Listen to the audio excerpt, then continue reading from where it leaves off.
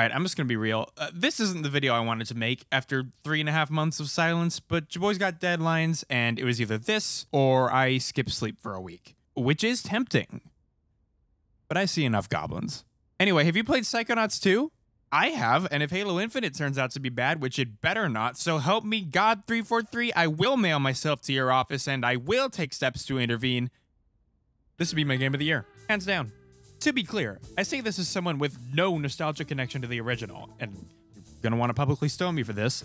I wasn't even that into it when I first played it back in 2014, Jesus Christ. I was 16 and quite stupid, but now I am 23 and quite stupid. Real quick, you don't need to play the first game in order to play the second, but if major spoilers for the first game and minor for the second, things like level designs or game mechanics are things you're stingy about, there's the door. Or, you know. Replaying the game, what I found is that it's not that I don't like it, because I do like it quite a lot. The world, the story, the characters, that fucking art direction. Simultaneously, it is one of the most unique and memorable experiences of its generation, and one of the most mid-2000s Nickelodeon cartoon-ass things possible. Being welcomed into someone's twisted mind and seeing an abstract depiction of their funny mental disorder is grounds for some truly inspired design. One minute you'll be exploring the Smart Cube, next you'll enjoy a platforming disco, then the Red Scare. Like, it's not just environmental storytelling. The environment, and by extension the way you interact with it, is the story. Honestly, it's kinda genius. A perfect marriage of gameplay and narrative, and a beautiful way of letting players learn more about its wonderful lineup of brainoids, who I only wish I had more chances to see interact with one another. Like I said, it's not that I don't like it. It's that I like everything about it, except for the part where I have to actually play the video game. Yeah, the gameplay kind of aged like milk. Don't get me wrong, it's competent. The game is like 15 hours long, and in that time it becomes impossible to ignore the half-baked combat, the obnoxious roadblocks, the fact that half your powers are either boring or useless, or the clunky platforming. At the end, especially. I say all this not because I enjoy being docked, but to highlight the kinds of things that gamists were so much more tolerant of back in the day. Remarkably short list. This kind of thing just does not fly anymore, and so in the year of our Lord 2021, it wouldn't be enough for DoubleFine to just make another Psychonauts game. In order for people to enjoy a sequel today as much as they enjoyed the original 10, 15 years ago, they would have to make a significantly better Psychonauts game. And for a good long while, it did not seem like that was going to happen. I think it's fair to say that DoubleFine's history is uneven. For those unaware, the studio is spearheaded by Tim Schafer, widely considered one of the best creatives in gaming due to him having led production on Full Throttle and Grim Fandango, two of the best point-and-click adventure games. More recently though, him and his company have become somewhat controversial figures for a couple reasons. Firstly, Tim lost a lot of gamer cred when he said some stuff during the height of Gamergate. I know absolutely nothing about Gamergate, and I intend to keep it that way. So I'm just going to stop there and say that I think everyone should be treated equally, except for gamers who don't deserve a voice. More importantly, DoubleFine has picked up a cool habit in recent years, where they would raise a lot of money to make a video game, but then almost not make the video game. Problems with managing finance and scope have been an issue long before DoubleFine started involving the public, though. Psychonauts was their first game, and it was plagued with development issues. They got working on it in 2001, right before the original Xbox hit the shelves, and were funded by Microsoft to be an Xbox exclusive. Then, 3 years went by. Ask Microsoft, and they'll tell you that DoubleFine was being difficult to work with and taking too long. Ask DoubleFine, and they'll say, yeah, fair point, but also Microsoft wasn't exactly helping things. But in any case, shit eventually just got so wacky that Microsoft dropped all funding, forcing DoubleFine to seek cash flow elsewhere at the last second. By the time it came out in 2005, Microsoft was gearing up for the launch of the 360. Psychonauts had effectively taken an entire console generation to be developed. Also, it sold so poorly at launch that the publisher immediately left the console gaming space. It's ironically fitting then that 2 decades later, the long-awaited sequel would face almost the exact same problems. Again, the game was given a massive budget out the gate, in part thanks to another crowdfunding campaign. Oh, good. Again, development took years and years longer than expected. Again, they almost completely ran out of money. And again, they only got the funding they needed from a new publisher at the last second. Funny thing is, the people who ended up saving DoubleFine are the same ones who almost doomed them 20 years ago. Xbox, of all people, were the ones who scooped up the studio and, get this, told them to take as long as they need, spend as much dollar as they need, and all they gotta do in return is make the game they wanted to make with no compromises. Microsoft said that. Something is wrong. Oh yeah, they also made a VR game in 2017, but I'm not gonna talk about it because it's not very good. What, you don't believe me? It was made for the PSVR. Anyway, I could talk a lot of shit on the first game, and I probably will. But if there's one thing that they didn't need to improve upon, it's the amount of fresh, creative ideas present all throughout the first game. And the fucked up thing is that they did anyway! You hit start, right? Game introduces itself with one of the coolest opening sequences I think I've ever played. It's so good. Like, everything great about the game. The gameplay, the looks, the polish, the art direction, the humor. I could go on. It is proudly on display here, and it just keeps getting better. Level starts out as a boring office space, transforms into a nightmare of teeth. Not that kind, though. It's different. It's a different teeth dream. Remember how I said before that levels themselves tell a lot of the story? Yeah, basically every single thing about this opening stage, from the enemies you face to the pictures on the wall to even the color palettes, can all tell you something about Dr. Lebrano and what he's thinking. It is fantastic. And you know the really fucked up part? Is that this isn't even close to the best level. We're just getting started. From this point on, it is just non-stop. One great idea after another, back to back to back. The game is so excited to introduce to you the next interesting character, the next hub world, the next quirky little cranium, that if you don't go out of your way to seek out all the side content, you might end up missing some of the best moments. Where'd you get the milk? From the goats? Oh, yeah, that would have been easier. Hey, it brought us closer, Fran. Oh, these little Muppet people are so expressive now! In terms of animation, this game is on a different fucking planet from the first. Which makes sense. Most 3D video games kind of remind me of Reboot until like the mid to late 2000s. Psychonauts 1 is no exception. But the sequel? Like, I know computers are good now, but there is so much custom animation of such a stupidly high quality that you'd be forgiven for seeing a clip out of context and thinking it was from a feature film. Characters are expressive, detailed, they even squash and stretch, which is pretty hard to do in 3D. And look, they even made the old people shaky, which I find humorous, because I find old people funny. Rasputin, I'm going to show you a picture. That's her!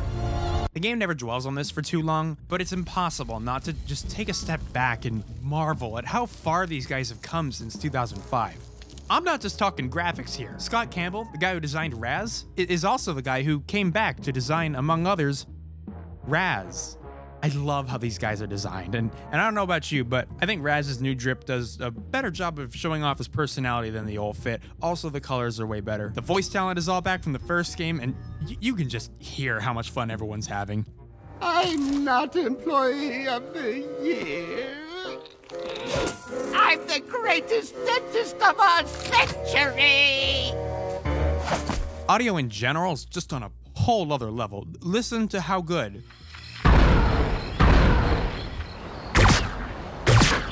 Peter McConnell is back as the lead composer. He has improved so much at writing. It's kind of insane. Like, listen to this casino theme.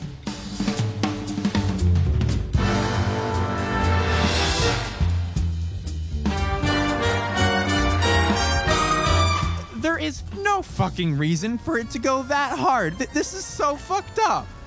Also, the quiet moments. Those are just... Ooh.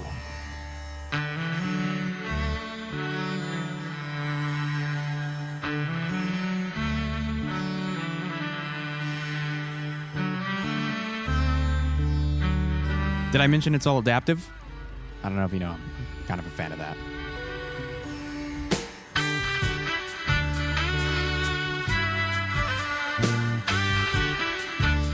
I could listen to this track forever, but we gotta move on. If you want to hear the rest, you can hear it when you play the game. Now, I gotta talk about the star of the show here, the actual levels. Whereas basically any other video game is abysmal at handling abstract space, Psychonauts 2 is a game that revels in its surrealism. I swear to God, everyone at DoubleFine has brains shaped like dodecahedrons. They'll introduce the dumbest fucking idea I've ever heard in my life. Like, what if the world but hair? Create the most gorgeous depiction of the hair dimension imaginable, slap you right down in the center of it and say, fix it. And then you're like, you know what? Maybe I will. Maybe I want to fuck around and fix Hair World. You ever thought of that? And then you do. You go out, you fuck around, you fix the Hair World, and you find out. And that process of actually fixing of Hair World is so much fun. For starters, Raz controls effortlessly. His core moveset had a lot of potential before, but DoubleFine has tightened it up and polished it to a mirror shine. And while on the one hand, this dude in the mirror is really starting to piss me off, on the other, levels are noticeably better suited to Raz's expanded moveset. Hell, even something as basic as his jump has been measurably improved. There's also been a gamer's dozen of quality of life improvements, like how they streamlined the fast travel system, or how the emotional baggage cutscenes now respect your time. My favorite change is how now, instead of the game halting all forward momentum until you've grinded through enough scavenger hunts to be allowed access to the special key that unlocks Melvin's brain cage, you can now acquire everything you need to progress through the campaign organically by obtaining new Psy-Powers directly from the characters whose brains you're already jacked into. You'll never be told that you haven't found enough rocks to unlock Brain Blast or whatever. Now, upgrading your rank is completely optional and can be done from a variety of places throughout the map instead of just the one. No longer are Psy-Powers upgraded when and how the game decides is best. Now each rank up gives you a point you can spend towards upgrading whichever power you want to, which combined with all the other shit I just talked about made leveling up something I actually wanted to do rather than something I had to do. It's crazy how, even though the core gameplay loop of finding collectibles, increasing a rank, and upgrading Psy-Powers has remained relatively unchanged, the way it's presented to me still had such a profoundly positive influence on the way I chose to engage with it. Like, there was a lot of improvements made to Psy-Powers in general. The best powers from the first game are all back and improved, and the shit ones are gone, replaced with better ones. Thank fuck. You got one that can slow down time, one that zips you around in midair, both of which are great fun in and out of combat, as well as projection, which is the only one that matters. I've decided. Doodle Raz is a little man with a little plan. I look at him, I'm a big fan. Not every power is a winner. Clairvoyance, an ability that lets you see through the eyes of other people, has been greatly improved in that it's funnier now. But the benefit of it having an actual purpose in the open world is dampened a bit by the game telegraphing to you exactly which NPCs you should be using the power on, rather than encouraging you to fuck around and find out for yourself. How does the brain ball see me? At least it actually serves a purpose in exploration, unlike in combat, where it is completely useless outside of a single enemy which is impossible to defeat without using clairvoyance. That may sound like a contradiction to the grass-fed cats among you, but forcing players to fight an enemy that can only be defeated in one specific way as opposed to every other enemy kinda goes against the whole player freedom and expression that DoubleFine have otherwise done such a good job of encouraging here. Like, all the other enemies do this right. There's always a best way to fuck them up, but never an only way to fuck them up. Like, I ain't gonna send you a bomb just because you tell me what to do, but then also telling me how to do it is not why I play video games. You have minutes to live.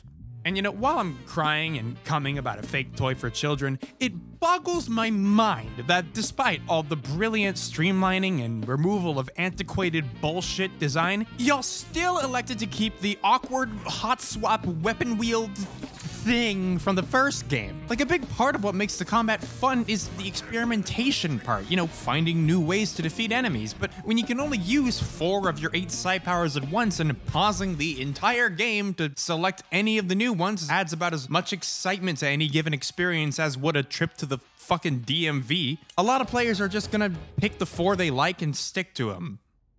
Not me though. I wouldn't do that. You could have done the classic slow the game down until the player has selected their violence of choice type beat, but I'm gonna take it a step further and argue that you could have and maybe should have just made the menu entirely optional.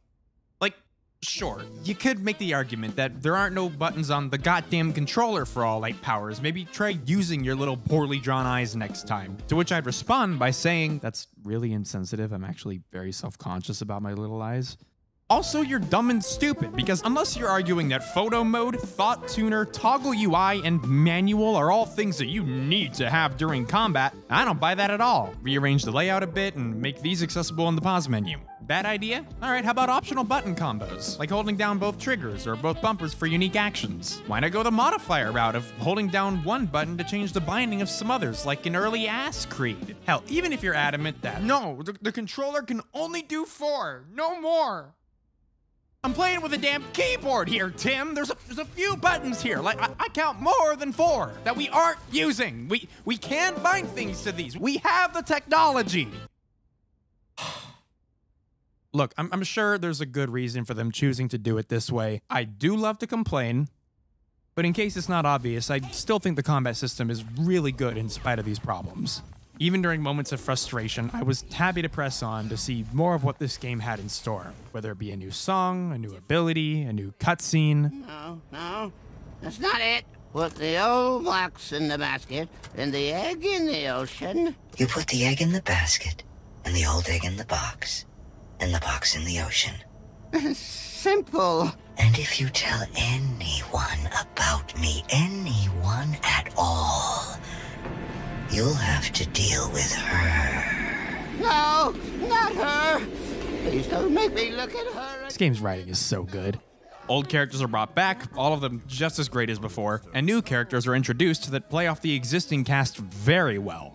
Probably tell you what I mean by that would be to spoil large sections of the game, so I'll just say that the story does a great job of raising the stakes while also making the conflict a lot more personal to Raz. We get to see new sides of the people we know, and we get to see new people that we don't know, such as Jack Black, who sings the song, or Elijah Wood, who is actually a psychic gamer in real life. This is where I get to pat myself in the back. I've actually made the controller float, and without touching anything, I've managed to play the game. It's only happened a few times, but... The writing hasn't just gotten better, though. There's also been an interesting shift in tone, a sort of difference in how the characters view and approach the altering of someone's funny brain. And for a game pretty explicitly about trauma and mental health, Psychonauts 1 can sometimes do a pretty shit job of handling its subject matter tactfully. Like, Milkman McCarthyism, everyone's favorite part of the game, is a level you complete by unleashing the most unhinged and delusional aspect of a tortured mind, specifically so they stop doing their job? He lights things on fire now. Raz, I know you're only 10, but have you heard of MK Ultra? Because I think you might have just created the fucking Unabomber! Oh no, it's happening again. Spontaneous combustion from the government LSD tests. To be fair, it could be worse. A 10-year-old boy downsampling some poor man's brain just to open a door is pretty funny. And in the end, the game just sort of shrugs it off and tells you that it worked out. Okay. But I don't know. I think it was pretty wise of them to consult an actual mental health professional while writing the sequel. The result is a game that, while still pretty upbeat and quirky from start to finish, manages to far more thoughtfully broach difficult topics for devs like PTSD, anxiety, delusions, gay people, addiction. I would genuinely say that this game has some of the best gay representation I've seen in a video game, but I don't think I'm smart enough or gay enough to say that with any confidence. I recommend talking to a gay person. Just generally. Tell them I said hi. Now, it's pretty telling that in the old game, you would interact with squirrels by lighting them on fire with your brain. See you in hell. whereas in the new game, you interact with them by petting them. See? I'm nice now. And I think both of these are funny. I'm all for edgy humor. I censor the hell out of myself for YouTube. And to be fair, cruel jokes at the expense of animals still exist here, but they tend to be more, this is a dysfunctional relationship, and less, that innocent creature is in hell now. What I'm trying to say is that Psychonauts 1 is not the most mature of games. And while that's completely fine for lighthearted gags, I'm not entirely sure how I feel about it when it tries to navigate something as heavy as how to help the mentally ill. Compare this to Psychonauts 2. Each level is an abstract but brutally honest and sometimes much more explicit depiction of a mental dysfunction. This time around, Raz doesn't fix anyone's problems outright. He helps them process their trauma so they can better deal with it on their own. He's more solution-oriented. He's as much concerned with solving everyone else's problems as he is with solving his own. It's a bit subtle, but after learning a certain lesson in the casino level, not once throughout the rest of the game will Raz ever enter someone's mind without asking first, or if it's an emergency. There is no way that was not intentional, I thought to myself. So I checked while writing this, and sure enough, there you go. Maybe this is a bit of an overreaction, but it's a really positive change overall, and it's one that can be felt throughout the game, both in the way it's written and the way it's designed. Didn't play the old games? Unfortunate. Here's a recap video and a little kiss on the cheek. Next time, do better. Impaired motor functions or just really bad at video games? First level doubles as a sneaky little tutorial for newcomers, but if that ain't doing it for you, here's 3 different assist features. Just make the game as easy as you want. No more excuses. Got a funny case of PTSD? Here's a comprehensive list of content warnings. Fuck you and have fun. My point here isn't just that the game is good because it's based and health-pilled and everyone working on it has 15 or so extra years of experience under their belt. My point is that the game is good because it takes so many positive steps to benefit and accommodate everyone it possibly can, from those with a lack of experience in gaming to impaired vision to mental illness.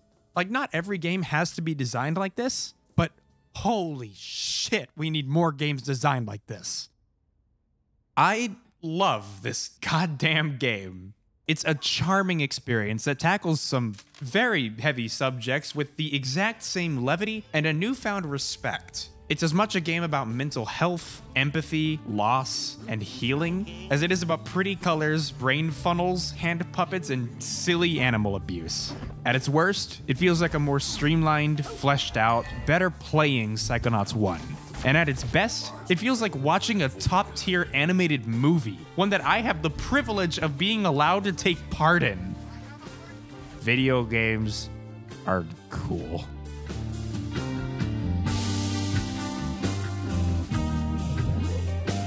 Hey, did I ever tell you about the time that my friends and I slept in a liminal space that was also probably a porn set and also witches were involved?